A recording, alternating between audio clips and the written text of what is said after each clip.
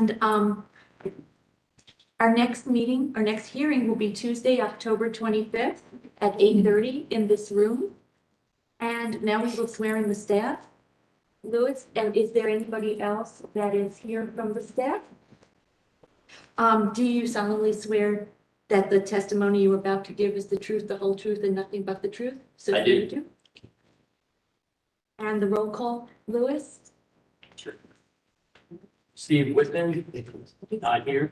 Mike Luss, here. Bob Liversidge, here. Chad Maniaci, Here. Tony Slanik, Here. Judy Barkley, Here.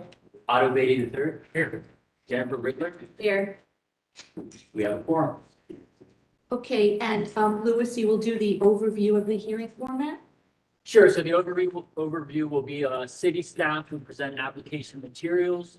Applicant will be sworn in and asked to present any additional materials.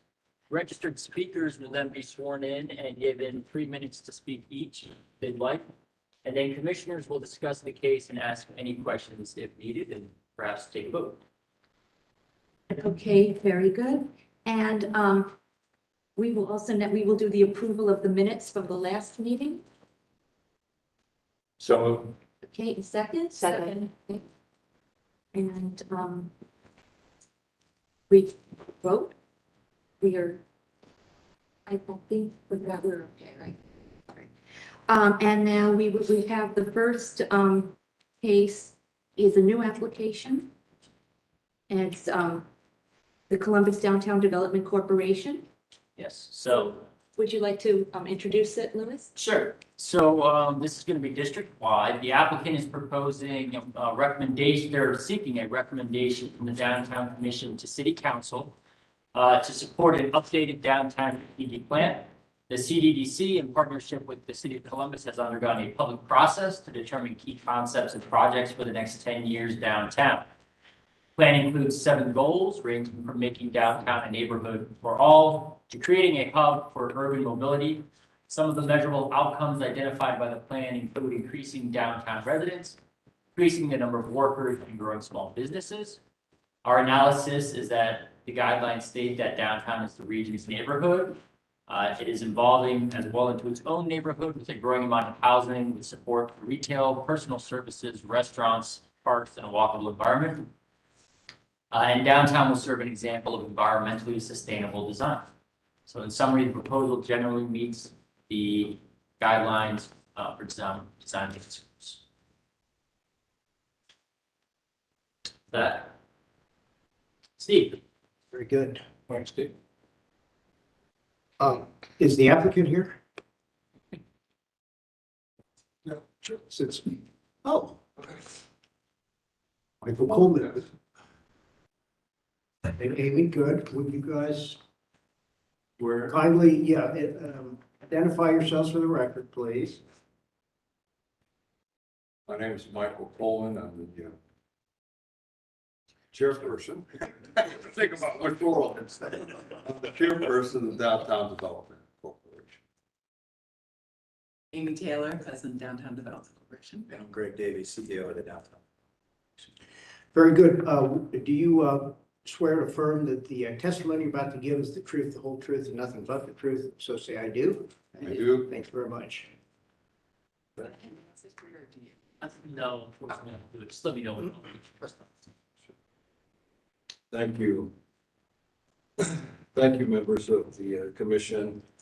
I was running a little late today, and one of the things I noticed is that people are in fact coming back downtown because I got into a horrific traffic jam coming back down here. That's all good news. I never thought that We all traffic have jam good would be so meaningful to me and being late. So I thank you all for allowing us to make this presentation to you today. This is the official 10-year strategic plan that will be finalized over the next few months. We will present this plan to Columbus City Council on October 3rd and to share these concepts with them as well. So slide number 1, we have had, slide number 2 rather. We've had, this is probably the most extensive outreach effort I have ever seen in the city of Columbus for a single downtown effort. And over 2,000 people have been touched. Asked them what their opinions were, community meetings, all kinds of ways to outreach. And we received all kinds of input from everywhere, every aspect of the city, not just those who work and live downtown, but throughout the community and organizations like the NAACP, Columbus Urban League, and many others that we embraced and brought in and said, tell us what you think about what the future of downtown ought to be. And with that was formed and developed this fantastic strategy for the future. Slide number 3. Our residents recognize the tremendous progress made in downtown in the past 2 decades, and they spoke loudly and clearly that they supported that and embraced that. But there's more to do. And I think if I had a theme as to what the future of downtown is and what this strategic plan represents, is that more is better. More inclusiveness, more equitable and vibrant downtown, more reimagining mobility, more places to go, more affordable housing, more pedestrian activity, more transit mobility, more green space in our downtown, more canopy. More is better for our downtown in every way. Let's go to slide 4. In developing, adopting the concepts coming out of the strategic plan, you are affirming your vision for downtown as well. Implementation of this plan will take time, as all our partners must conduct the studies and identify the resources needed to put these ideas into action. An important part of what was determined in this downtown, as I speak about more, the goal is that we will increase downtown as a neighborhood for residents of 40,000 new residents by the year 2040. 40,000 by 2040. There's a lot to do to get there. And believe it or not, some of you will still be running around here at 2040 with 40,000 new residents downtown. So in order to get there, in slide number 5, the neighborhood amenities and diversity, a goal with downtown where everything you see downtown is a 15-minute walk from your home or office. The 15-minute radius walk from wherever you are downtown. The strategy is that the strategic plan recommends tools such as a master leasing options, tax abatements for retail, flexible lease term for downtown retail in order to add storefronts, service, and neighborhood retailers, and remove barriers for small, minority, and women-owned businesses. An example that we've already worked on is Common Thread, which is right in the heart of our downtown. A retail collector featuring fashion, soft goods designers is opening a few weeks at 3rd and Rich. An immediate step, the downtown retail support and growth study, is to culminate a more diverse and inclusive retail environment. Housing affordability and goals, 40,000 residents by 2040, expand economic and racial diversity of our downtown residents. And the strategies would include more density with taller and larger residential buildings. Density is important. Height is important to bring in more buildings downtown. Expansion of our workforce and affordable housing options is also critical. Downtown needs to be a place for everybody. Affordability of housing is very critical to our downtown goals of increasing economic and racial diversity and number of residents. Examples: the Peninsula, phase 1 will bring 330 units online this year. Phase 2 has proposed another 200 to 300 units as well. CDDC is now working on an effort to gain control of the YWCA, which will, in the building on, right here, right? YMCA. YMCA, I'm sorry, YMCA, right here at the corner. I'm sorry, not YW. Wrong. She's leaving the position. Yes, Not getting rid of the she's on the CDC board. Right. Right. She's on the CDC board. She would not have allowed that. The YMCA building, and my wife's chair of YWCA, that's probably why I get all this. So in addition, Tilbury Park Crossing will add an additional 100 new affordable units. Some of our 200+ acres of downtown surface parking also is an issue. 200+ acres of surface lots in our downtown, we have to get a hold of that. And what we mean by that is that we will try to incentivize a better use for that, as well as de-incentivize. Is that the right word? Disincentivize some of those uses as well. We want to, those lots, many of those lots to go away and become a more productive use. And so we'll also explore, as in terms of immediate steps, partnerships to increasing economic diversity in downtown housing. In goals of mobility, that's slide number 6.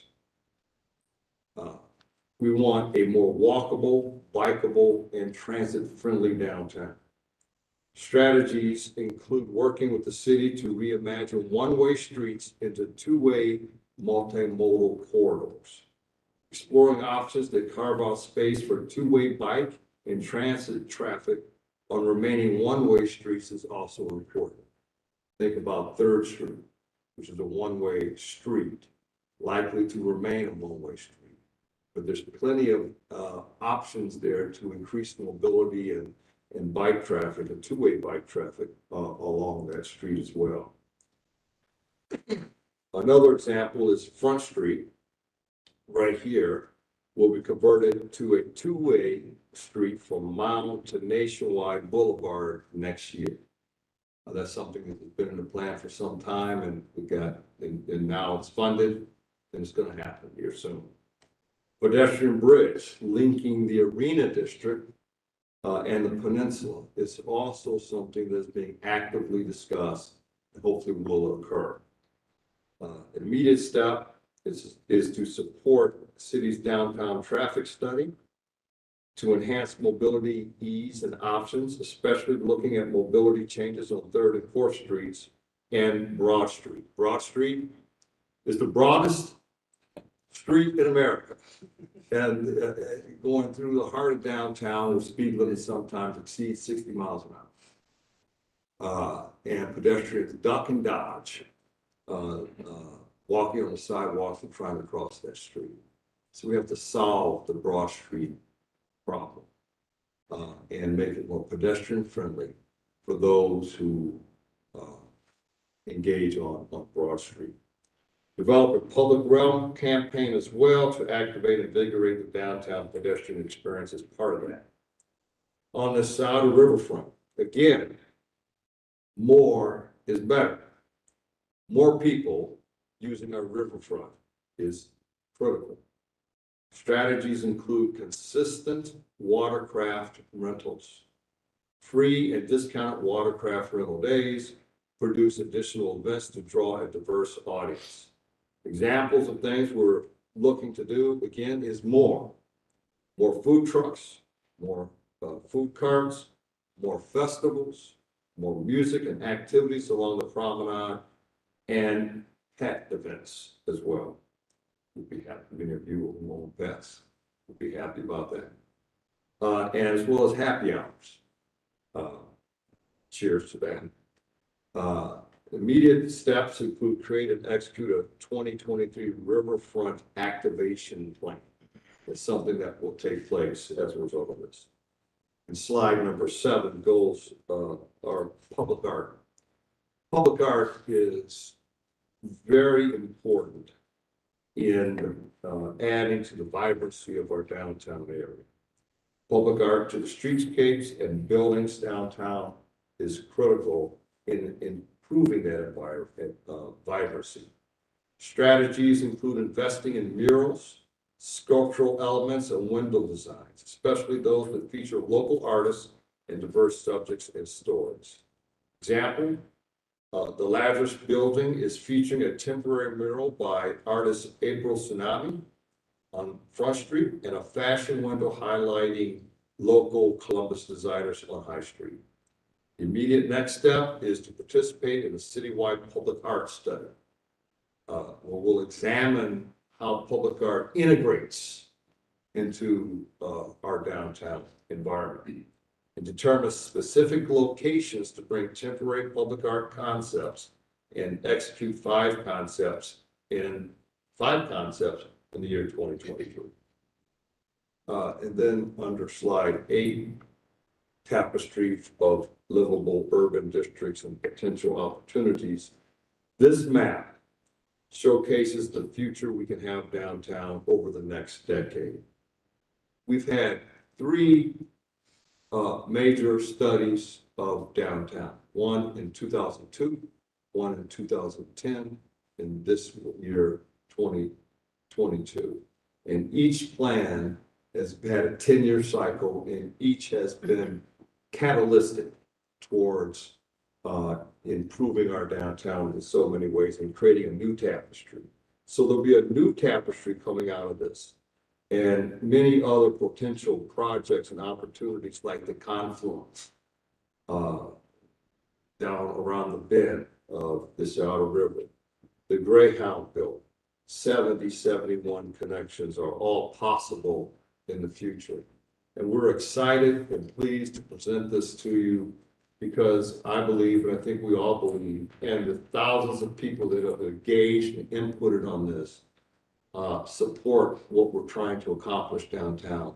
And I want to thank you for all your efforts as well as the Downtown Development Commission in increasing the livability and attractiveness and the vibrancy and the economic vibrancy of our downtown area. Thank you. Thank you very much for being here. Do we have a moment or two for questions or comments? Anybody want to say anything? I think it's great. When I looked at it, I had this feeling, it's kind of like we've got the bones, we've got the stuff there, so now we're kind of filling it in. Like you talk about the riverfront, I don't know, I've walked along there, so I come down from where I live and come downtown and walk along there sometimes. It's fantastic. So now we're in a wonderful position and we don't have to, the big lift in a way is getting that thing built there. So now we get to fill it in. So I think that's wonderful. I have a question though. I've got to ask. Why did you put the bridge, the pedestrian bridge, which I think is a great idea. I think as Michael said, we've talked about it a long time, and connecting the Arena District to the Franklinton area. Then why would that not be more to the west? In other words, almost an extension of Neal Avenue. It strikes me that would be the logical place to put it. And I'm going to guess you have a reason for. Well, I'm not sure It's totally decided. It's definitely not decided. Yeah. But the Oh, city- okay. Yeah. The city several years ago, probably a decade ago, looked at it, and I think that was the alignment that they had originally had, and they did not move forward on it. So when Crew Stadium was built and Peninsula started going, there was some talk about it. So I think we just talked to the city and got that old plan, and that's probably why they aligned Okay. there. But we have not looked at it in any real Specific. meaningful Okay. way. Yeah. So we could certainly. I think a pedestrian bridge would be very interesting, very fun, could be visually fun and interesting too. I guess somehow or another, to me, if there's almost a focus point there. We're at the south end of Neal Avenue, and we've got that pavilion building there. It seems to me if you could bring it across, and I think you have a footpath there right on the other side of it. So you could tie it into that somehow or another. To me, I think that kind of makes more sense than where you're showing it. Because again, you can walk right over the Broad Street Bridge where you're showing it here, just a couple 150 yards down the way there. So, Isn't there a plan for a pedestrian connection at Souter Avenue Bridge? What? Well, you can walk over Saturac. Yeah, but now there's a more pronounced bridge under design right now. Oh, there, I did not know that. So that actually completes the Franklinton Loop, right? Well, I don't know about that. Correct.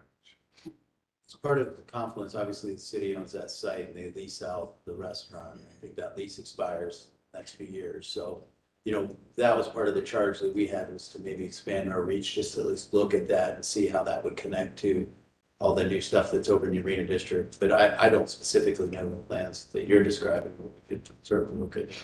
Yeah, it came out of Parks and Rec, and it was a connection on Southern Avenue Bridge. It was either tack onto the existing bridge or have something adjacent to that bridge to have a pedestrian connection.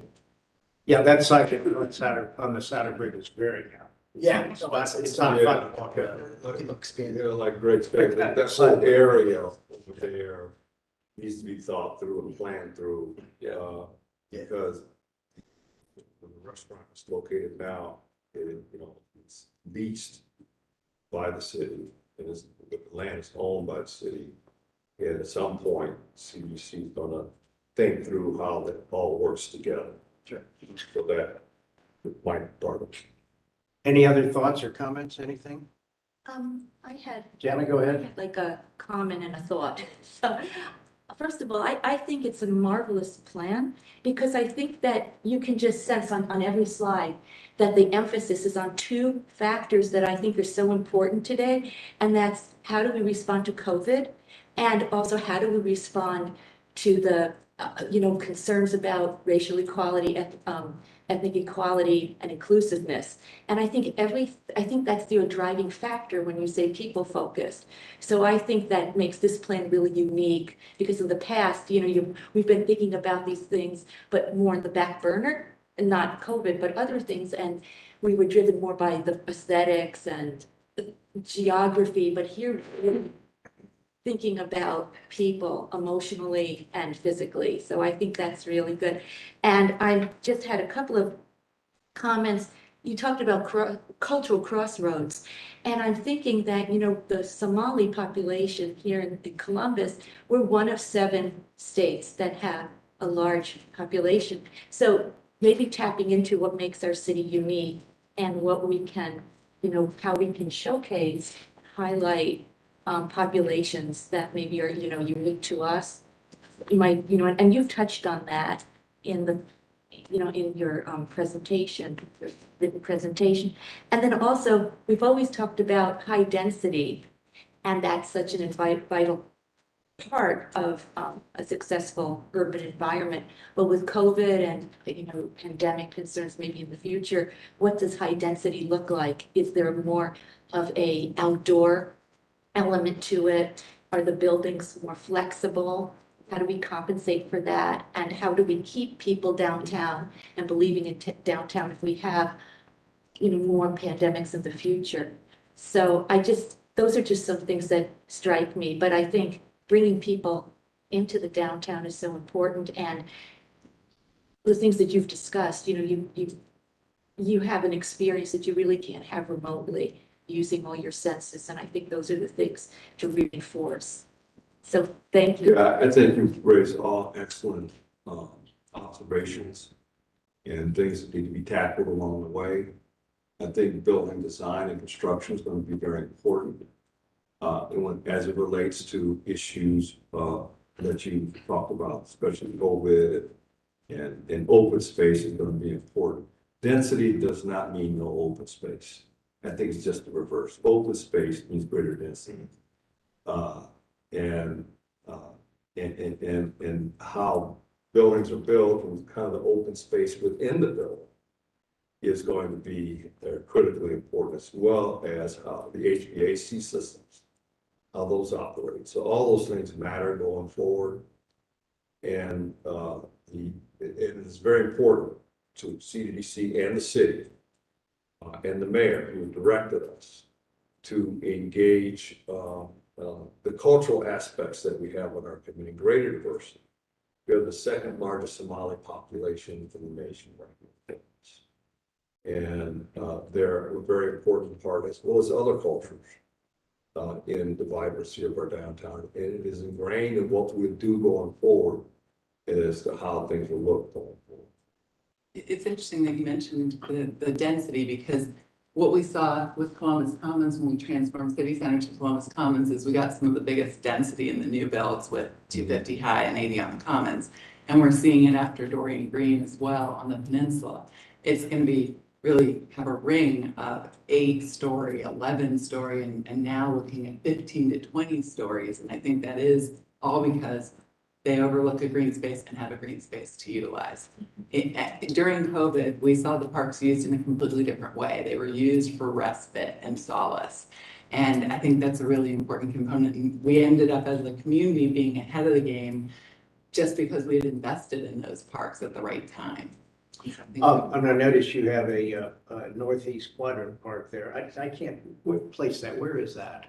Right now, I would tell you not to look specifically. Oh, don't be at too places, because we specific. Okay. probably don't own it. You know, yes, and you mentioned surface parking lots, and I hate to say it, but if the city, and I know it's gonna be expensive, it's gonna be outrageous, but even if smaller pieces were bought that were turned into parks, 100 years from now, you'll go, oh my gosh, it just riches things up so much. And so, you know, maybe if there's a parking lot that the city goes and buys half of it in a developer, but it enriches an area. And if you go to different cities, I don't care whether it's New York or Paris or London, what you see small spaces that are parks, and they can be absolutely beautiful. And, you know, street trees, I love them, that's great. But if you can turn it into a park, even a small one, that would be something to put in the back of the mind, to put some money into if you want that long-term investment thing.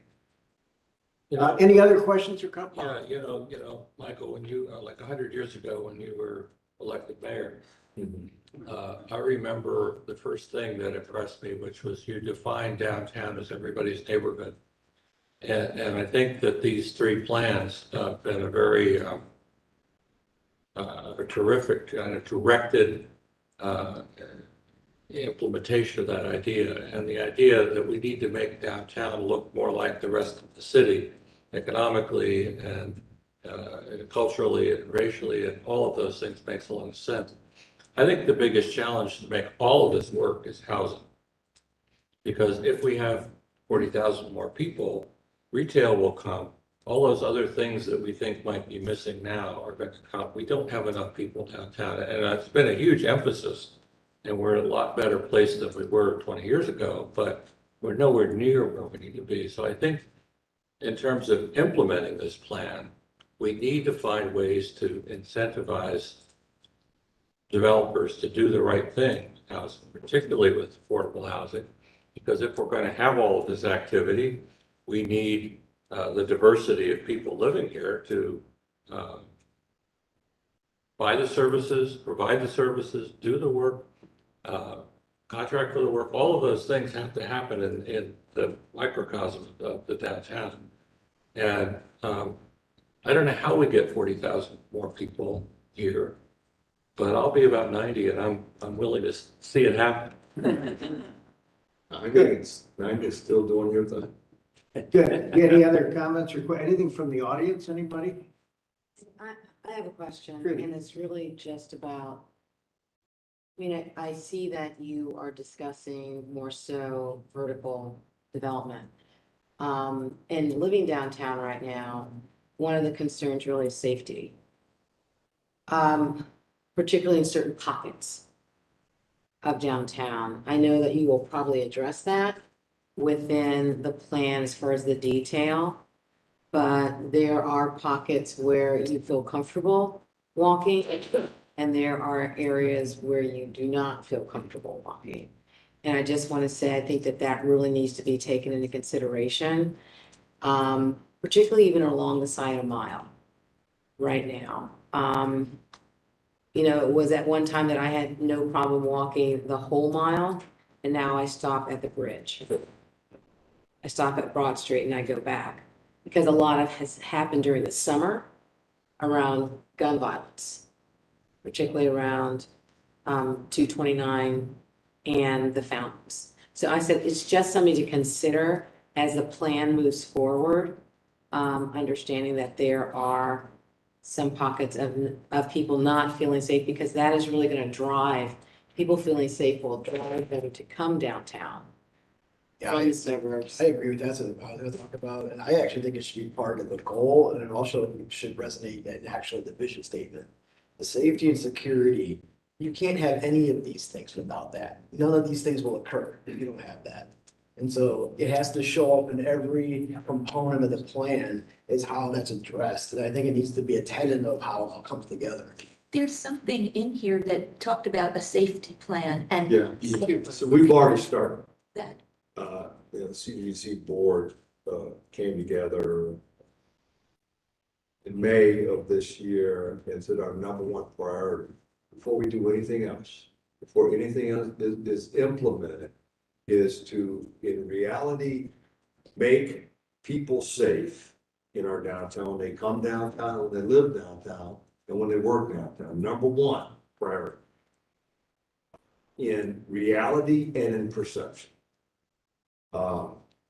And so we've started executing an effort that Greg and Amy can talk about, but it has been successful.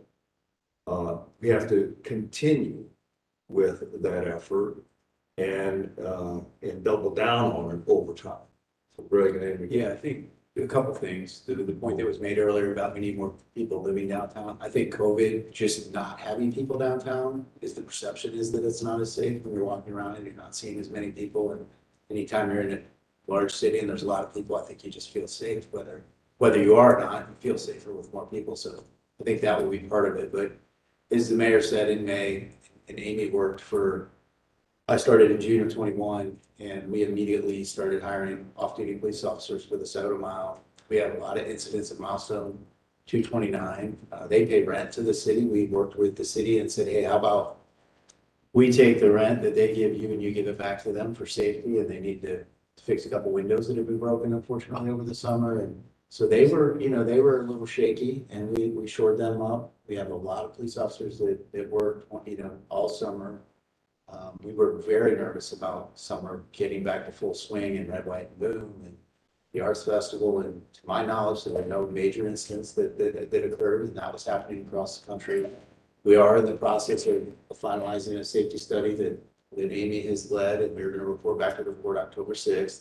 And in this plan, there will definitely be, safety will be addressed. We might have underplayed it in this particular meeting, but I can assure you the board has made that my top priority. And whether it's perceived or real, I think the violent crime, if you look at the statistics, are down, but there's definitely property crimes and definitely more aggressive panhandling downtown than have probably been in the past. So we are aware, we appreciate the commentary, and we're working on it. We know that we will not be successful if people do not feel. Would it be possible within your focus areas to add it as one of your Sure. components? That's a good recommendation. Yeah. And, we're already doing it, so it just fits with what we're doing. Amy, you got anything? Yeah, I would just say, it's actually in two of the focus areas.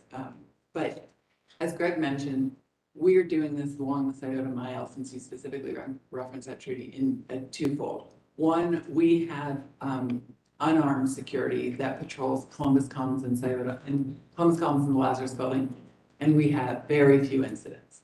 We brought that, it's beginning the summer of 2021, 4 p.m. to midnight, 365 days a year to the Scioto Mile. They have an immediate connection with CPD. So when they see something, they can engage proactively and positively. And if that engagement isn't received positively, they can call the police, and the police know that it's something to take seriously. We also, as Greg mentioned, beginning in April, have been funding special duty officers from 7 p.m. to 3 a.m. Friday and Saturday, some Sundays, some Thursdays. And we really see a change. It's a beautiful environment. So you can imagine everybody wants to come down to it, not just perhaps people with the best of intentions. Our security forces now, when they see people, they know them, they understand what they can and can't do. The park's technically closed at 11. You can traverse along the promenade, but that's it. And we've seen a really positive approach. As we look, we need force multipliers. There just aren't enough police officers to patrol all of this. So we're looking at other things, including lighting, cameras, and other security metrics, so that we can look at that being a pilot for looking at what we can do in the rest of downtown. So all really good points. So I understand it is within some of your No, goals. I but definitely heard that really you want it to be a see it call-out. as a goal itself. Yeah. Because I think it really drives people downtown, as you say, either perception or reality. Okay, very good. Good Any other recommendation. questions? Thank you. Any other questions or comments? I think that's a great point. Okay, and obviously I think it's in the process, so that makes us feel good too. Okay, well, thank you so much for coming in. What happens next? I mean, is this the final plan or does this get fleshed out? Is there more? Go to city council on October 3rd. We make a similar presentation at that time, and then there's some other things we have to do. Yeah, we have to return date yet not determined, but with final concepts. But this is pretty close where we're gonna be. We'll obviously work on the safety issue and make sure that that's more front and center, but in general, these are gonna be it, but we will be back to city council at some point in the next 6 months, I would say, with final adoption. Thanks for coming in. For sure. Chairman, I move that the downtown commission recommend to city council approval of this plan. Okay, is there a second then to this as a motion? Okay, there are about three I think that's what they've or 4 seconds. And, okay, any other questions, comments? I think we can go ahead and vote. All those in favor, say aye. Aye. I was gonna say, do you want to condition it on the fact that they have the safety or just? We'll do it, you don't need. Let's keep it. We're already doing it, we'll just put it. Let's keep it Okay. clean. All those opposed? Okay, you can furthermore say that it's unanimously recommended. Thanks, sir. Thank you very much. Okay, Lewis. Yes, second case, 375 West State Street. We are back at the 2 parking garages. I went out yesterday and I took some images of the site, so you can see how it's involved.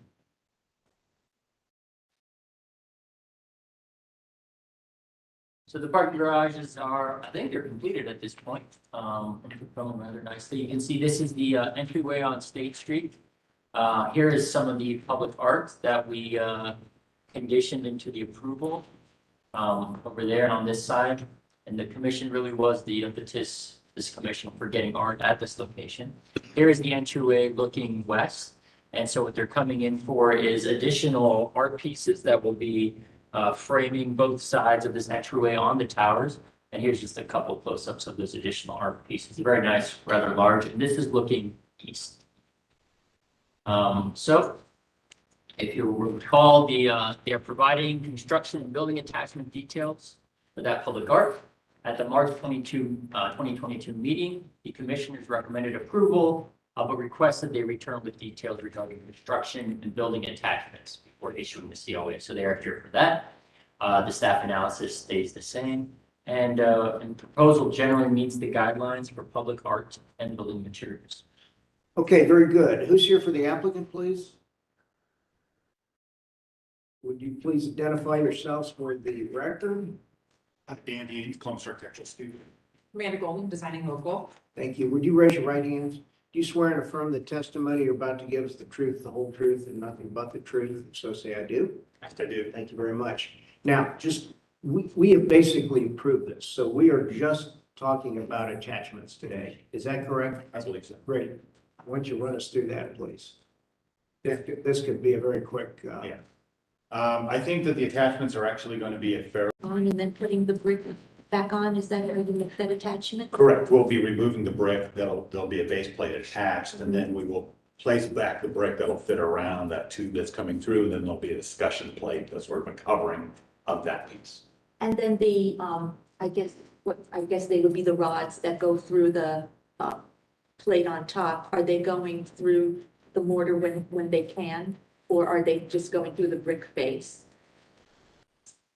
Well, actually, What's behind the brick face then? The concrete and then the base. So the Is that structure, poured concrete? that's the structure of the garage itself. So do you, I guess the question, do you screw into that somehow or another, or do you go through and put a plate behind? Yeah. Well, we're removing brick, attaching, fastening a plate to which you then weld stuff to onto that. So then you're not penetrating the brick, you're just putting the brick over it, and penetration is through the concrete. the penetration is through the concrete. We're not using the brick to support Okay. this thing. And then my other question is, you have the, I call it a spine, you know, where you have the, that large piece that's connecting the sculpture. And also just the, you know, the armatures. Are those going to be, in terms of color, are they going to be apparent, or are you, like, you're trying to express them, or are you trying to pretty much camouflage them? I'm just curious. I think that we're trying to have the artwork itself be the apparent piece, and then those things will be receding into the background. That's our goal. Okay, thank you. What is the material mix to the concrete? Steel, stainless steel? Oh, it will be steel that will be coated so that it will be weather. Yeah, but it's my concern would be just, it's hidden. Water gets behind the brick. Right. Mhm. And you can't see something come undone, so. But it really ought to be galvanized stainless or something. Right. If I may, the artist will be providing a maintenance plan for this piece that they will give to the city. And there will be a requirement or a suggestion to check every so often to make sure that there is no damage occurring. Other questions, comments? Anything from the audience? What's the pleasure of the group, please? I'll move for approval. A motion and a second, Second? 2 seconds. All those in favor? Aye. Aye. Those opposed? Thank you very much. When does it go up? Spring. Right. Whenever, huh? Okay. We're working with our. We'll look forward to seeing it. Thanks, Casey.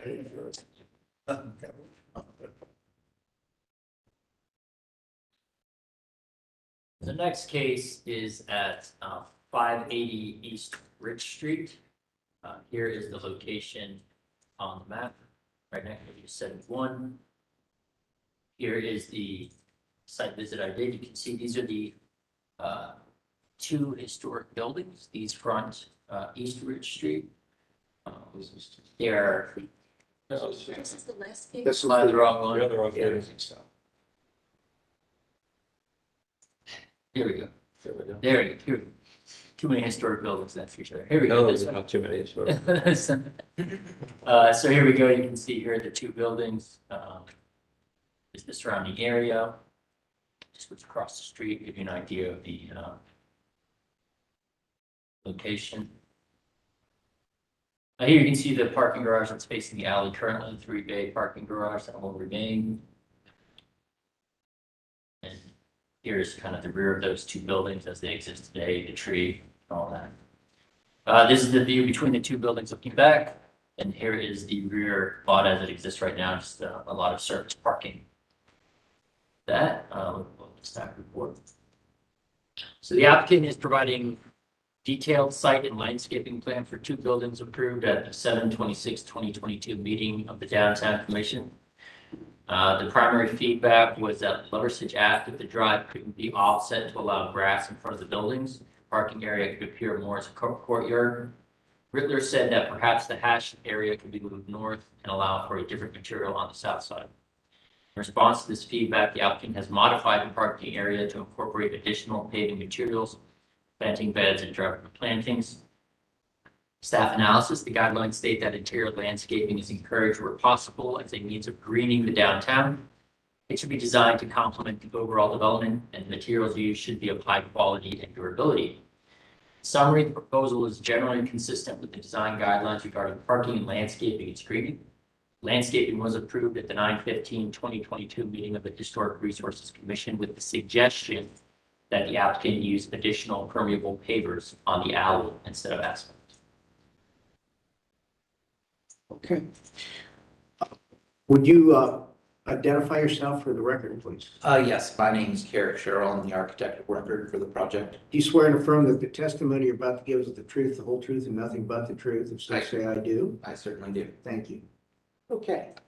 Now, let's just do a quick catch up here. We are literally talking about the landscape area, and it's pretty much that space between the buildings. That's Okay, correct. good, thank you. Yeah.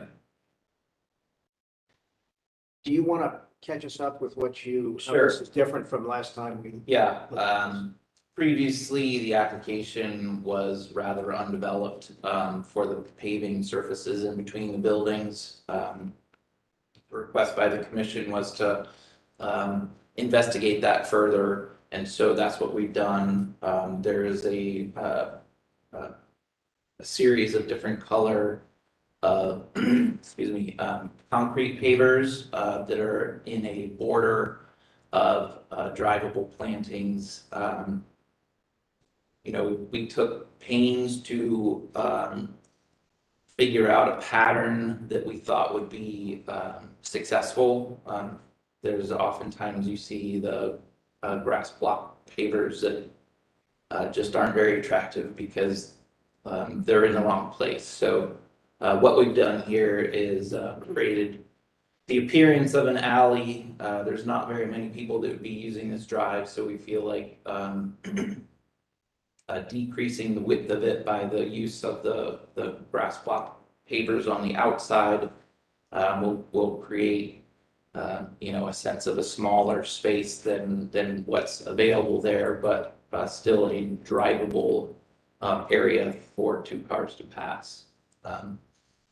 Other than that, we provided a little bit more detail on the planting that is going in, and we have reduced one parking spot in order to provide some additional trees along the alley. I have a question about the pavers.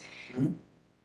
In the, in your material, it looked like the paver A and B are like a brick size. Mhm. And is that correct? Because is the hatching that we see just to Uh, designate it? Yeah, that's just Oh, to designate So it. if so, are you using, what is the pattern that you would be using? Like, is it a herringbone or a basket weave or It something? would probably just be a row lock. A roll lock for both? Yeah. Okay.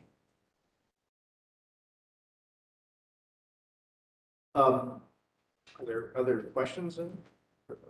Seems like a decent solution to a difficult problem, and I think they've done what we asked, and I move approval.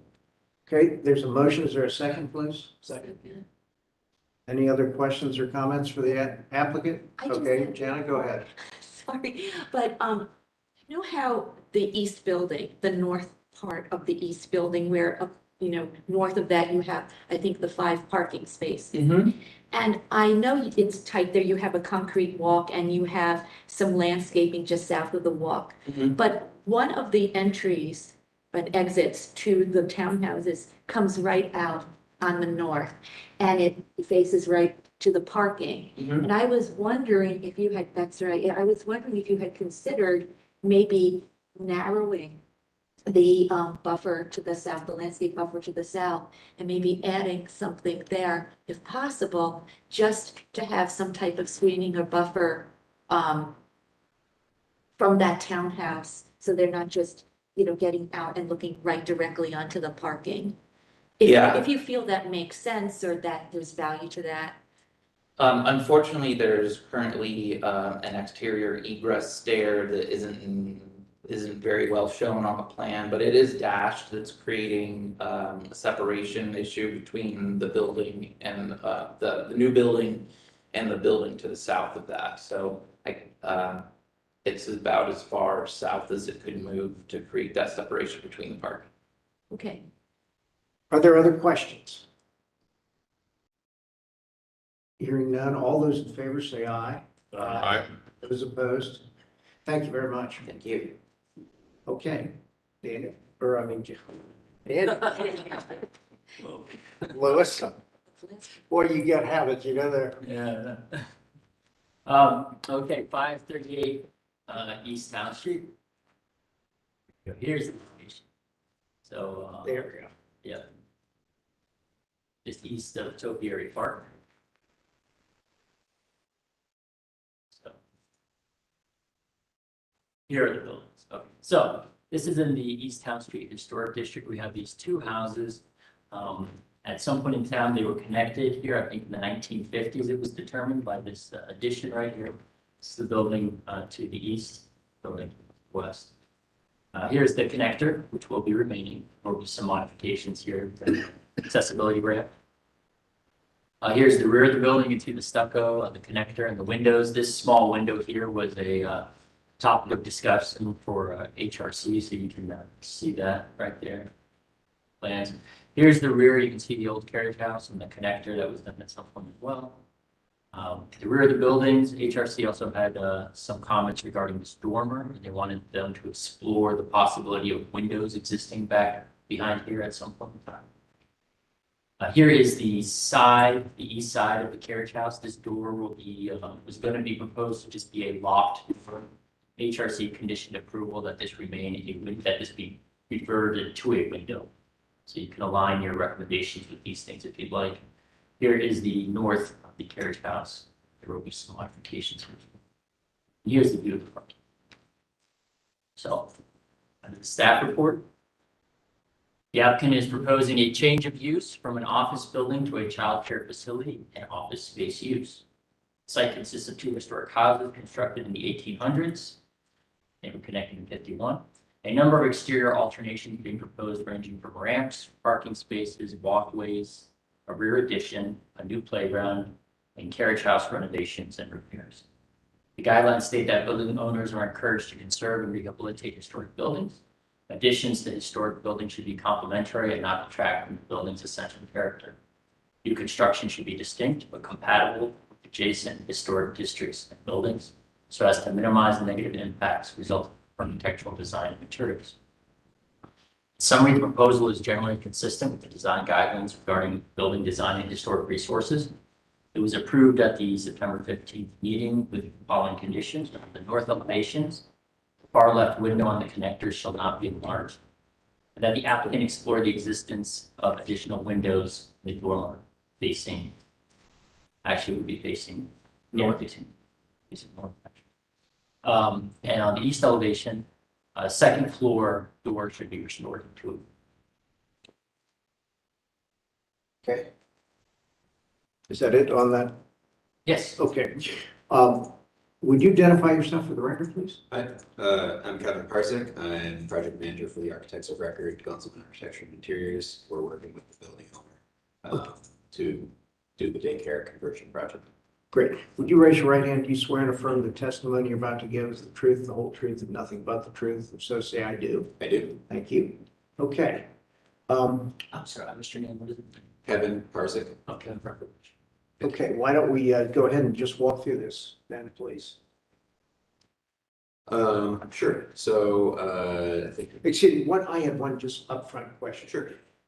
Now, I looked through this. Part of the request is for demolition, and then the only demolition I could find is some pavement in a parking area in the back for the playground. Is that correct? Is that what the demolition is? In terms of It's site demolition. I don't know. It says that's part of the request. So there's no demolition. I'm trying to get at, is there any demolition of any kind of a structure of any sort? It would, the items we're demolishing are limited to site preparation to add a playground or ramps. And that, digging up asphalt, and then on the building, we are adding a series of doors so that daycare classrooms can exit to the exterior. That's in the place of window openings or small amounts of Okay. space. So it's very demolition. limited. Selected. Yes, building. I just wanted to Yeah. clarify that because I saw that in there and then I looked through and that was the only thing I could find. Okay, thank you. Yes.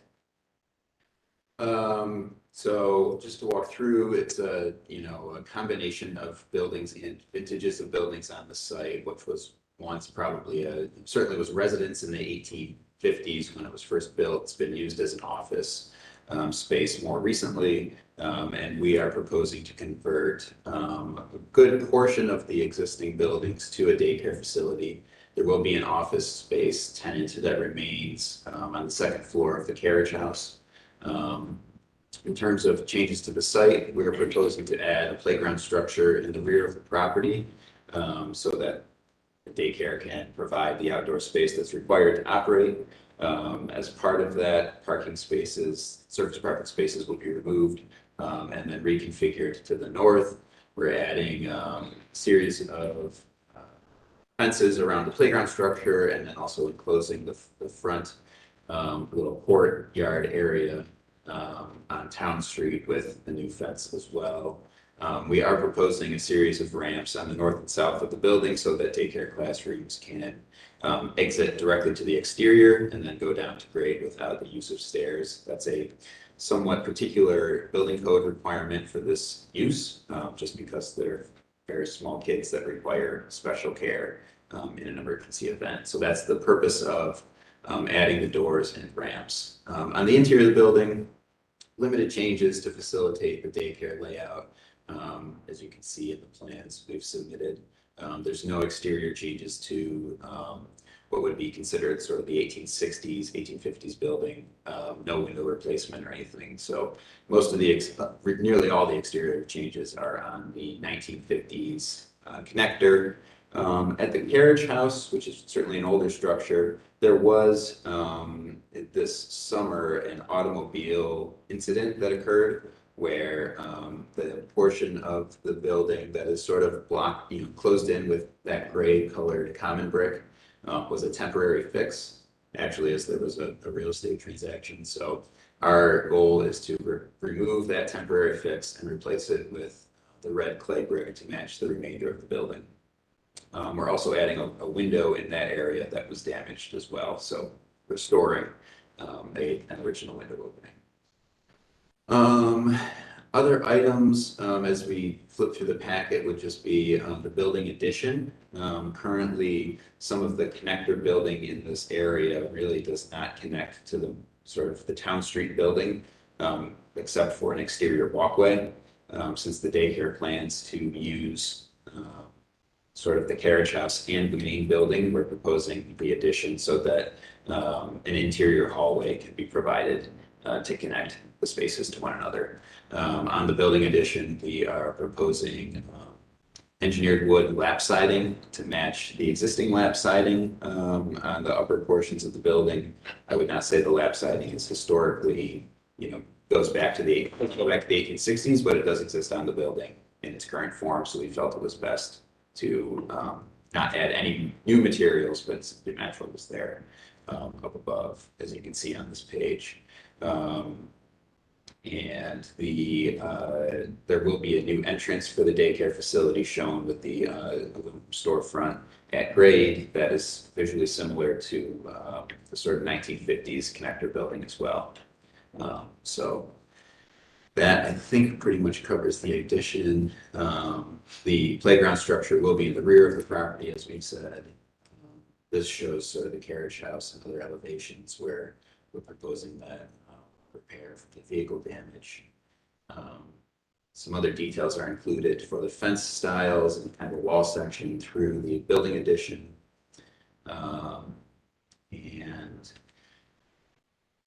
We include these perspectives mostly just to give you an idea of what schematically we'll be doing on the front, pretty minimal, only the ramp, and then in the rear, would be the next slide showing the. Will you be able to walk in from Town Street into the front door there, or is that gate, it looks like it runs all the way across the front of the house? There will be a gate close to the house so that the daycare can sort of go in On the side? there. On the side part, On the side. So There is it'll an be existing gate. totally closed off along the front. Yes, I mean, it won't be the primary entrance for the daycare, so they intend to use the front space for some amount of programming activities when the weather is nice, but it's not expected to be this place where people are coming and going on a regular basis. It looked like, in looking at the plan, it looked like each classroom on the ground floor has an exterior door. So is the idea that that is how the children will enter? Or are they using that door, that new door from the corridor in the back that you created? Yeah, most of the daily entrance and exiting will take place through the back of the property, most likely, where there is more space for vehicles to come in and drop off a little bit. The reason we are providing those doors directly from the exterior of the classrooms is that those are for the youngest age group. The building code requires that less than 2.5 years old requires a second means of egress directly to the exterior and then down to grade without stairs. So it's a particular thing for this building type, and I would expect those exits would only be used in an emergency situation. So a daycare center has a lot of traffic at drop-off time and pickup time. How are you dealing with that on Town Street in that little alley? Have you talked with the city about traffic? Are you gonna have get rid of some parking places and have a drop-off zone? Or where do people go? How do they drop people off or pick them up? And what doors do they use to get in the building? Sure, well, there is some street parking on Town Street available. There are also a number of surface lots in the rear of the property that I'm not sure whether or not our daycare facility would plan to use any of those. But in terms of the actual on-site situation, they're trying to keep vehicles away from the playground area. So for drop-off and things like that, we haven't done a parking study. And there's only a limited number of spaces available on the property currently, so. Right. Well, that's what my concern is, safety of the kids and the parents is to, are you gonna let people, are you gonna have staff to kind of bring people in from the cars, or are you gonna make them park and walk in, or? I think predominantly it would be a park and walk-in situation. There's no plan to drop off sort of on-site circulation. There's just not really enough space for it. Well, yeah, I know you can't do it inside. Yeah. Yeah, the big issue is that. I think that's a concern. The change of use here is that the circulation is an issue. I'm not sure that that's been addressed. And what I remember from ancient times when I had daycare responsibilities, that's a big issue. Sure. They all come at once. Yeah, exactly. Well, I mean, I will say as someone who dropped off a kid this morning, I parked on the street and took them across the street and walked into a building without a on-site circulation drop-off thing. So I know it's possible. It's done. And I think given the lack of space on site, that's. Is that something like this circulation pattern and vehicle pattern, is that something that you as the architect are required to solve? Is that part of your scope of work, or is that something that the owners feel confident if they, let's say, had daycares in similar urban environments? I'm just curious how that discussion has been and what they're expecting from you and what they feel they can solve on their own based on their experience. Sure. So the daycare facility that will be, that's being planned for this building is Sprout Daycare. They have other downtown and near downtown locations. So they do have experience dealing with urban spaces and the schedule around people coming and going. We have not, like I said, we've not designed any particular circulation pattern. We are, pretty much focused on the building in terms of the code compliance and the zoning compliance. But when we looked at it, we saw that, of course, there is no minimum parking standard for on-site spaces in the downtown area. And we are providing 5. So that's the extent to which we've studied the traffic. Is part of the change of use or anything like that, will traffic be reviewing this, I assume? The division of traffic? Let me just understand, what is this change? Do we opine on that? Is that part of what? Yeah. So if it's an allowable use, do they have? Yeah, I mean, we understand that a daycare is an allowable use in this district. You say it is or Correct. is not? It is an It allowable is. use. So we just wanted, since we're applying for a zoning approval to get a building permit, we are stating that it was used as an office facility previously and will not be used as both daycare and office. I don't even know if that's something we need to approve, if we do approve, Yeah, I mean, the but as building long as code, it's an when you have a allowable. change of use, Huh? is when you go for a building permit, if you have a change of use, it's different than if you don't have a change in use. You have to Yeah, follow more you have to regulations. comply, so they have to comply with all the use requirements for the new use. Right. Yeah, right, but There's I don't know that I Well, don't know that that's part of our There are some change uses that are just permitted, and they can just do them. There are some change uses that require a Right. COA. And, but yes, however, this is a permitted use, right? It requires a COA. It does. I believe it does for change of use for daycare facility. It does? I believe so. Well, we should know that, I think. Okay, and we also, we're changing features of the site. changing Well, that's, the no, no, parking we get numbers, so that. That's what we, expect that's that what we would need do. a That's certificate what we of do, approval for that as well. approve. Yeah. What's the daycare kids? I'm not sure I know that off the top of my head. What was that? It might Sorry, the be- question? It might be in our drawings. Capacity, how many kids? will they be I don't, serving? okay. My,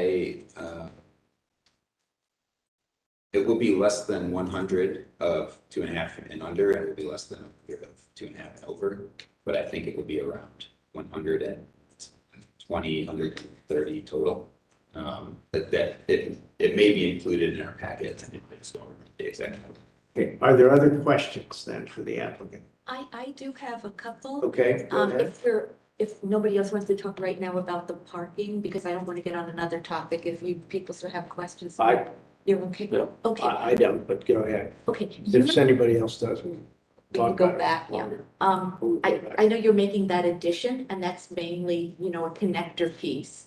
And I'm wondering, if the budget allows, or when you were planning this, if you had thought, if you had widened it a bit, that it could be maybe a more flexible space that can become part of like an indoor-outdoor, part of the play area. Something where, it's a corridor, but it's wider, so it can be programmable space. Sure. So it's just something that when I looked at the plan, I thought about that, you're investing in this addition, but it's really just serving as a passageway, and it might be something to think about. Yeah, one thing I would point out to that in this plan in particular, in the upper left corner, there is a indoor room play. identified as an indoor play area. So we will be providing that as part. So we also want to allow for the outdoor play area to accommodate a certain number of kids. It's determined based on Okay. the playground square footage equates with the number of kids that can be, the facility can have on the playground at a certain time. So The we're other, trying to balance indoor and outdoor needs. and the other thing I noticed is, you have that, I think it's a stucco wall that is, it's the north elevation just south of the play area. And I'm wondering if that's something that you had thought of maybe doing something artistic with that, whether it's a painted mural, something that's very interesting and interactive, not interactive, but interesting and Sure. engaging for the kids, because that's an opportunity where right now it's very bland, and that's going to be part of their play area. Sure. So it just might be something to think about. Okay, yeah, it's an interesting idea. We had been working with the Historic Resource Commission, of course, to try to keep the building as is. But I would think they could favor improving that facade, given the fact we're doing work there and it's not what I would consider a historically contributing portion of the project. They may feel differently, but we can certainly explore that. Okay, are there other questions? Are you- I did, go ahead. Are you okay with the conditions that the Historic Resources Commission Yes. put on? And are you incorporating those into this, even though the drawing stuff? We intend to follow the conditions. Walk of us the through this approval. really very quickly, if you Sure. could, please, for a second. That's a good question. I believe there might even be more conditions that we received direction from the commission on what was listed in the agenda. They would include providing shop drawings for all the windows. That's straightforward, we'll do it. If they wanted additional product data on fence that's being proposed on the side of the building on Town Street, or the side of the yard on Town Street. And we'll happy to provide product data on that. They're probably looking for concealed fasteners, so that it looks like a historic fence. What was that's just for staff to review? Correct. Yeah, that's just for staff. I'm more concerned about the architectural Sure, changes. on the door, you're saying the door stays in these drawings, but the condition was turned into a window. That's at the carriage house where we're removing the fire escape, correct. They felt historically there was a window there. We tend to agree given the signs on the building. So we'll convert that to a window rather than a fixed door. On the sort of 1950s stucco connector building. There's an older, small window opening that we had shown to be enlarged. They thought it would be better to maintain that as is, and we agree that it will keep it as a historic. It's over the So we'll keep electric, it. service panel, so. It is near that as well. There's a number of electric services serving the building, which we Yeah, believe that's are no longer necessary to be separated. So those Okay. meters might go away, but we will keep the window size as is. And then we will review the history of that dormer, and see if there are, what will be third floor, attic windows kind of, that we could expose or make usable again. So Okay, very good. Can we condition our approval then on your getting that information to Lewis as part of your COA? Yeah. application? That's Because the drawings that you submitted don't show those things. correct. And we'd like to approve what you're Yeah. actually going to do. Our HRC meeting is after this application deadline, so we're happy to provide the staff with updated drawings. That's great. Were you thinking the Pella system that, you know, for the east window at the carriage house, Correct. the door going to the window, would you be using the same Pella window system, something similar that you have? We would be using the windows in the new addition where we have windows. We'll be using that Pella, and there's sort of a curved profile in some areas of the building. There's a rectangular profile in others. So we'll probably be using the same Pella product line with each window profile we're showing. And in the Pella product line, they describe that the mullion does have a shadow line, you know, that there is some depth to it. But I didn't see a detail, but is that the intention that where you have mullions for the Pella system, that it's not just gonna be like a flat, Will it be on the outside, it would right? be, Yeah, on the Have like- outside, most likely like a brick mold when we have windows in a masonry wall. Tell me what you mean, like a brick. Well, I would expect in a wood framed wall that the window will actually be out further, sort of near the siding, just so that a nail fin can wrap around the sheathing. At a masonry wall, the window's typically recessed a little bit more, it won't have a nail fin, so the ceiling and things will be covered by a brick mold on the outside to bring it up further, I believe. Yeah, but that's not the mullion. yeah, I'm talking You about. mean around the trim, around the window. Maybe we can look at the sheet. HRC will watch over that, I'm sure. Okay, then- While you're finding, yeah. It's described, but it doesn't, I saw a detail, I mean, a section, but it didn't have this. So this is our storefront. This would not be applicable to. Yeah, that's not. No, it's this one. So they describe it in the literature, but I didn't really see a section of the mullion, but it looks like there's some depth to it. Does have the true It's an express applied volume. Is it a? Yeah, it's applied. but it's on the outside, but it's on We're the, talking about it's not one of those the plastic. mud. things. Right. Right. Right. Yes. Good. I got a quick question. On your Sure. ramp in the front, does that go over an old section of foundation wall that is stone? It had, so again, HRC sort of requested some tweaks at their business meeting after we'd submitted these drawings. Yeah, They asked for the ramp to actually be pulled away from the building okay. so that the original historic brickwork or the. So you're not gonna 1950s pour concrete up against it? Correct. We'll have probably 4 feet from the new ramp to the existing building of clear space, so that if in the future the ramp becomes unusable or. So you can maintain the original old stone foundation. Correct. That's what I would like to hear. Okay, Is there so a way to keep that magnolia tree then, if you're pulling that ramp out? We could review that. I would be somewhat concerned, with just digging and construction activity and all that stuff around those trees, guaranteeing that it will survive. But I think our owner would like to keep it if possible.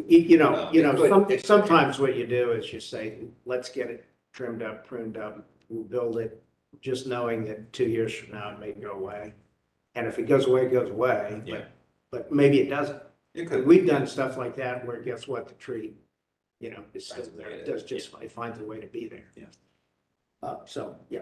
And then Steve, I just wanted to, I looked it up and I was mistaken. It is it's Allowable use. it is an allowable use. It's not one that needs a COA. And so BZS includes the change of use. So we know it's a change of use. And when you vote to approve the project, that counts as the COA all wrapped up. The change. Okay, is there somebody who wants to make a motion here? I'll move approval of the application as amended by the Historic Resources Commission and condition that on getting documentation to Lewis of what that means. In Okay. other words, the changes to the documents that were submitted. That's, your motion is very clear. Are there any questions, comments? Is there a second for that? Do we understand what he means? Yes. I guess Second. Otto's our in-house lawyer here, so. Okay, I think we know what we mean, and I think Lewis knows what we mean. Everybody okay? Just got questions, comments? Yes, go ahead. Quick question, and I'm wondering if the HRC had said anything about this. The original fence that you have, gate and fence on town, then when you turn, you're adding a fence, perpendicular that turns the corner, and the detailing is different, it's much simpler. And do you have any concerns about where those two meet, that it's different, or do you think it'll look fine because you're turning a corner and they're similar enough that it will make, like a seamless transition? Yeah, I mean, our intention is to try to make it look very similar to one another. It is probably a very old fence on Town Street, and we'll be adding something that's brand new, so it's likely someone with paying close attention will notice the difference. But it's around the corner, right? Yeah, and it's around the corner, and we're hopeful that it It's won't what are be. you gonna do? Right, I mean, Noticeable it's to most detailed, passing but it looks like if the proportions are the same, it will be okay. We think it will. Okay. We're trying to make it look different than the playground in the back, which is completely a different style. We did include sort of the decorative spears, I believe. Oh, that's right, you do have the decorative spears on that side. On so that particular That's side, good. yes. Okay. Okay, other questions for the applicant? Comments? Add the Yes, Tony, tree. say again. The intent of keeping the tree. Do you want to amend the motion to do that? I didn't hear it. He wants to know if you want to add keep the magnolia Revisions tree, to- try to keep the tree in the front. There's a big magnolia tree in that Sure. section. That really, that looks pretty good. Okay, Yeah. does the second, who's second on this one? I did. Jennifer, would you agree to that, Jennifer? Yes. You're Yes, feeling, that's right. you're feeling an agreeable mood today, right? Yes. Okay, so we have the amended motion here then on the floor. Questions, comments? All those in favor say aye. Aye. Those opposed? Thank you very much. Thank you very much. And that magnolia tree is located where, so I can. It's in the front of the building. It's in front of, Near the ramp. yeah, it's by the ramp. That And if they pull the ramp out, I think they can actually save it. Okay. Thanks, Said that Kevin. before. See Thank you. you. Okay, old business, new business. Guys, we have the Harrison Smith coming up here. Has anybody got? Well, I wanted to raise something first. Oh, please do. Sure. Yeah, what can we do? I know we can't force people, but maybe to encourage when the notices go out that, I think this was a perfect example of why we should be encouraging more owners to come to these hearings. As opposed to just an architect or a contractor or something. Yeah, many times, yeah, and not so much with the sign guys or things like that, but in this particular one, like, for instance, this particular owner, I know her, and person's been in the daycare business for 25 years.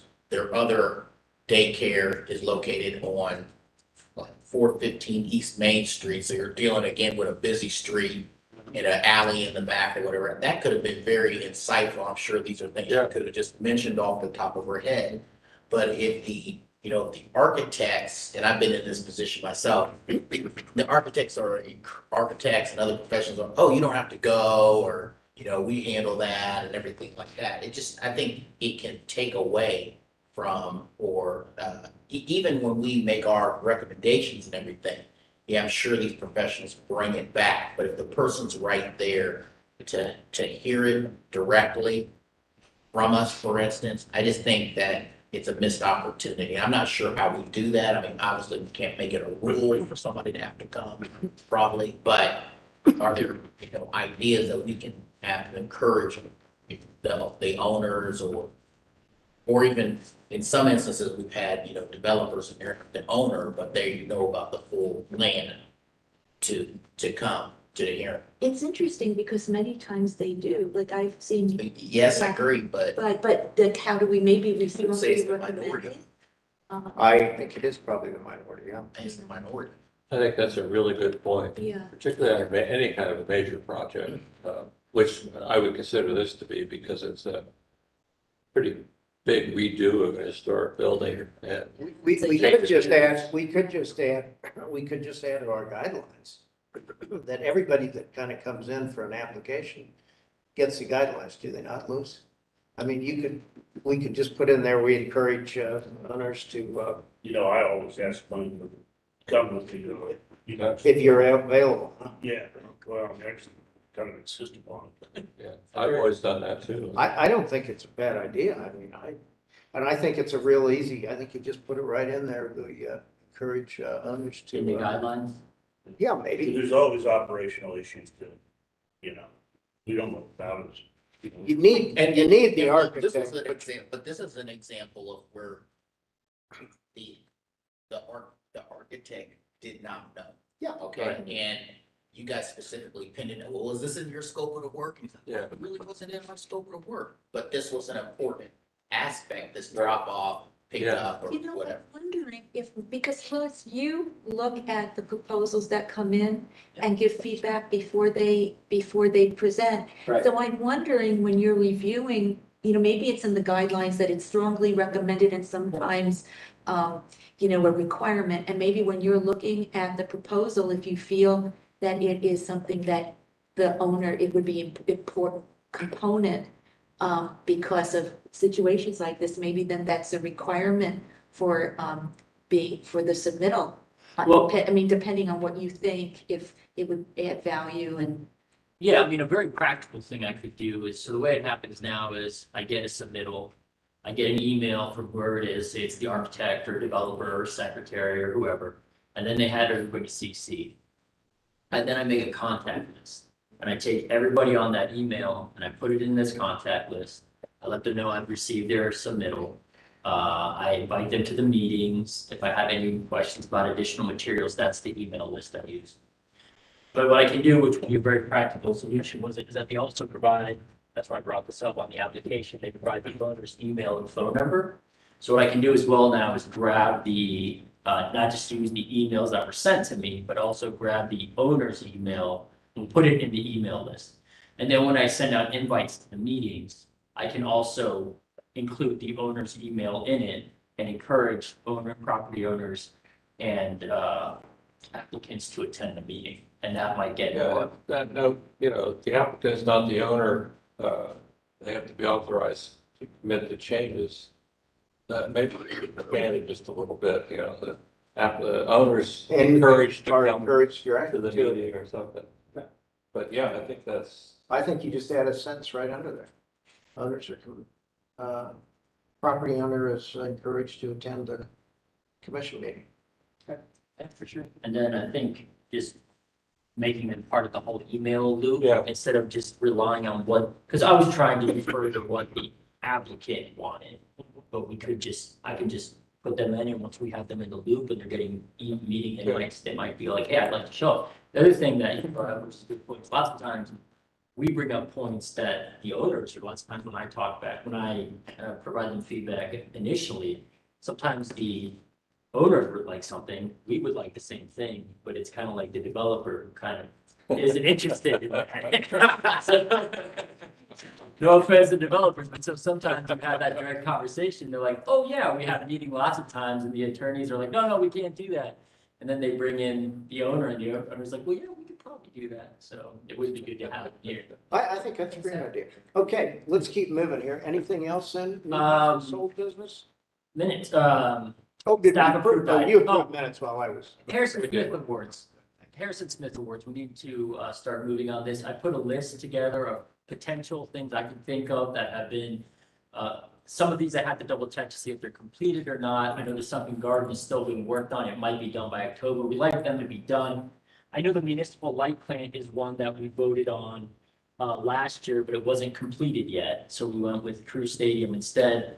That was a historic preservation project, local and national. It's won several awards. We could also be sitting at the site of Peninsula Buildings. They're still working on those then, so I don't know when those will be completed. We have a couple of these other ones, the Sunken Garden, 530 East Rich Street. What is 5? I don't remember what that is.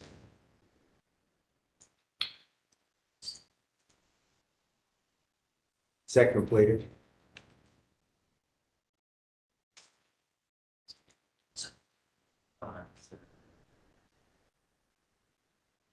So 530 East Rich, not that you want to do this one, but this is the one where they put the large building behind. I was just naming what, so there's. That's not finished either. That's completed, yeah. Is it? Yeah, the big 4-story building that they put behind there. Okay. Some of And the then other back to ones. your list, what else? do you Yeah. have on there then? Oak Street,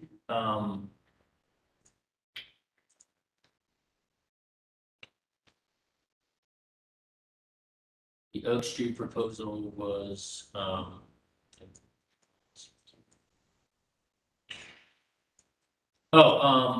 so it could be, on Oak Street, there is the one that came in on the corner here that covered up that mural of like the 1930s movie, I'm talking about right across from Library Park Apartments, the large Oak Street building that was built here. They did public art component, down here. They were doing some, One of those Pizzuti buildings, yeah. there's one of the Pizzuti buildings we could do, the Sunken Garden is a pretty interesting one, but, Where is that?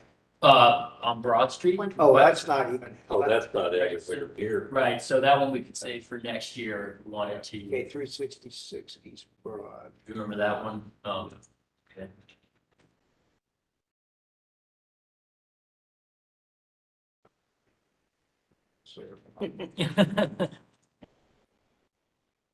That's why we have Lewis. Thank goodness.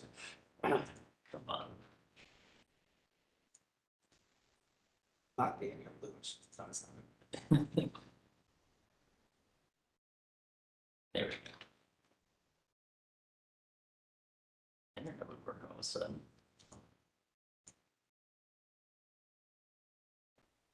Okay, so this is, getting there, getting pretty close. Okay, yeah. That's the okay. large building in the rear here Yeah. that was for screening, so that's another potential one. That was a pretty nice one. We really like their graphics package. 80 to 84 North High Street. These are the single family houses. 2 of them were historic, 2 of them No. new. North High Street. Did I say North High? Yeah. 80 to 84, that's not, sorry about that, so we don't go there. So Madison. Yeah, that's not close. No. That's not bad. No, not at all. So, The west side of the street is done. yeah, there's the Edwards, but we passed on. There's the Edwards house, Edwards house. And that's not done either. It's not done either. And 171 North Fourth Street. It's not done either. I was putting these in there because the awards is gonna be in December, so they Yeah. might be done, but this is the Jackie O's, building. So I imagine this one will be done. Edwards house is probably gonna be done by December. So What's the status of the municipal light plan? Is it, it's done. Is the exterior or the, I just drove by on it. It's not? No. I don't know. I just walked through the other day. What's that? But is that a condition we want to have that the interior be done or we just What's everybody thinking I about? think the What- project needs to be done? done? That's where I am too. Because the impact on the city is based on using the building, not what it looks like. Are they waiting for a tenant to complete it or they're still just working? I don't think they're done. Got both. Yeah, both. Both. I don't think all the site work is done either on the east side of it either. Maybe it is, but I don't. By the way, it looks fantastic. It looks great. Real It's nice. awesome. Yeah, it's, Place. okay, so what do we want to do? Anybody, any thoughts? We're gonna have to go back a year, right? Yeah, I think the project should be completed. Yeah. That makes I really see a winner on that list, other than. Have we done the riverfront? Did we ever just do the side of mile? Yeah, yes. We did do We that. did. And we've done the Veterans Memorial. See, I told you guys, okay? You guys wanted to double up, we're gonna, I warned you about that. I mean, Here we go. I've been trying to do ones that were done in the last year. If we want to just. No, I don't, The- I don't Go think back a that's year. portfolio. Yeah, we'll go back 2 or 3 years. Anything off the top of your head that you? Now, can you shoot some ideas? You think about it? What if we, unless somebody has something to talk about right now, what if we come up with ideas and we can send them to Lewis? Lewis is gonna be thinking about ideas. He's not gonna sleep at night for the next. That's what I'm so concerned about this. So he'll shoot us ideas and then he'll be the kind of focus thing and sending us ideas. It's like for the last couple of years, can you send some images of them? Yeah, what I can do is make a list like this, but hyperlink to That the would- images or the packets or something. Or if you can even put it on a, just so it, you know, when you say 360 degrees, bro, that doesn't click. Right. You send me a picture of the building. I know Then what you'll you're see it. talking about. Yeah, I mean, I can't really think of a real signature building that, because we did the culinary arts building, we did the stadium. Another signature building, I mean, there are some that were completed that you guys passed on last year. Like, there's that big one across from the Normandy, it's kind of like an industrial looking mixed use building. I'll put something together of everything and let you guys make something. Okay, Good. I gotta run. Just approve the staff approved items and stuff. Okay, is there, pull them up, is there a motion to approve? So moved. Is there a second? Okay, now that we've got a motion on the floor, let's look at what we're gonna approve. So it's, we Anything, didn't have, we didn't have a forum last month, so it's last month's and this month. Okay, anything? Ad murals, wall signs, antennas, some small things, rooftop repair, membrane roof repair. Okay. All those in favor? Aye. Those opposed? Okay, anything else, Lewis, we need to attend to? That's it. Thanks, everybody. Thank you. Kirsten Smith, Lewis, thanks to Senator, sure, so she probably votes Yeah. next month. So Yeah, we gotta vote. voting on the certificates. Bob, you were a good, you were